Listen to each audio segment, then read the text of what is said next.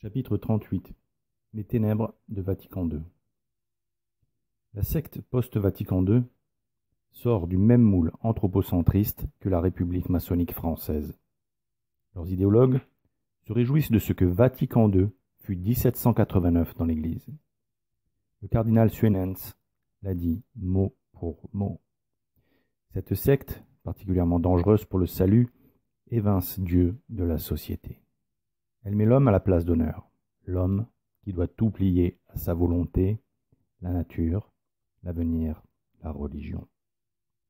Elle détourne l'homme de ses devoirs, en cachant ce qui la dérange dans le magistère, pour pouvoir exister dans le monde, au milieu des idolâtres, dont elle m'en dit, sinon l'approbation, au moins la considération. Elle cherche la permission d'exister en tant que communauté humaine avec ses valeurs propres. Elle veut s'épanouir au milieu et au même niveau que les autres communautés humaines, dans le respect mutuel et la tolérance, parce que ces princes, les évêques du Concile Vatican II, ont aimé la gloire des hommes plus que la gloire de Dieu.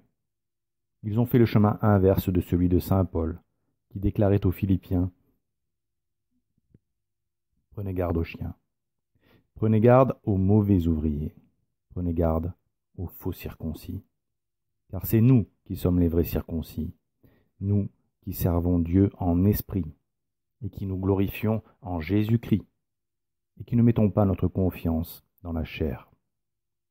Ce n'est pas que je ne puisse aussi mettre ma confiance dans la chair. Si un autre croit pouvoir se confier dans la chair, je le puis bien davantage, moi, circoncis le 8e jour, de la race d'Israël, de la tribu de Benjamin, né hébreu et d'hébreu. Pour ce qui est de la loi, pharisien. Pour ce qui est du zèle, persécuteur de l'Église. Pour ce qui est de la justice de la loi, ayant été irréprochable. Mais les choses qui étaient pour moi des gains, je les ai regardées comme une perte à cause du Christ. Et même, je regarde toutes choses comme une perte, à cause de l'excellence de la connaissance de Jésus-Christ mon Seigneur, pour lequel j'ai renoncé à toutes choses, les regardant comme des ordures, afin de gagner le Christ, et d'être trouvé en lui, ayant non pas ma justice, celle qui vient de la loi, mais celle qui naît de la foi au Christ Jésus, la justice qui vient de Dieu, moyennant la foi, afin de le connaître lui et la vertu de sa résurrection, et la participation à ses souffrances, en devenant conforme à sa mort, pour parvenir, si je le puis, à la résurrection d'entre les morts. Dans ce passage, saint Paul expliqua son choix de fouler aux pieds tous les avantages extérieurs dont jadis il avait été honoré par les siens. L'apôtre montra ainsi combien cette reconnaissance du monde est non seulement vaine, mais qui plus est malsaine et opposée à l'élévation de l'âme. Les présents et les honneurs du monde, il les considérait comme des ordures. La puanteur des immondices et des cadavres couvre l'arôme des fleurs. Lorsque l'on veut offrir à Dieu le parfum suave de l'encens, il faut donc s'éloigner du dépotoir à ciel ouvert qui est devenu le monde, car en vivant au milieu des détritus, on finit par sentir la même odeur abjecte, et l'encens brûlé ne couvre pas cette pestilence. Les passions et les sentiments que le monde suscite en nous nous empêchent d'amasser des trésors pour l'éternité. Et le diable se joue de nous.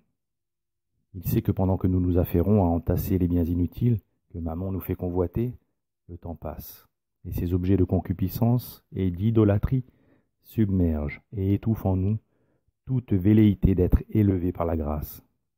Saint Paul, dans cette épître, nous incite donc à rejeter le monde et ses jugements qui n'ont aucune valeur. Il nous montre que le salut ne passe pas par le monde, au contraire. Le monde est un obstacle, un piège, une nasse. Il faut se détacher des richesses du monde tant matérielles que spirituelles. C'est d'ailleurs le fruit de la méditation du 3e mystère joyeux. La Sainte Vierge mit au monde notre Seigneur Jésus-Christ à Bethléem, dans le dénuement le plus total, loin des palais et des grands hommes du monde. Mais en revanche, que font ceux de Vatican II? Que cherchent-ils?